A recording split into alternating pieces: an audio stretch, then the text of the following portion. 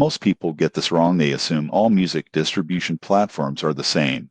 But the surprising truth is that Record Union focuses on giving independent musicians control, flexibility, and higher royalty shares than traditional labels. Today, I'll share my experience using Record Union. Record Union allows you to distribute your music to major streaming platforms like Spotify, Apple Music, and Amazon Music. Unlike some other services, there's no long-term contract. You retain full ownership of your music and can remove it at any time. The platform is straightforward to use. You upload your tracks, add artwork, and provide metadata. Record Union handles the rest, including delivery to stores and collection of royalties. They take a small commission, usually around 15%, which is lower than most traditional labels, meaning more money in your pocket. They also offer promotional tools and analytics so you can track streams, audience demographics, and revenue in real time. This is incredibly useful for independent artists who want insight into their fan base and performance without hiring a manager.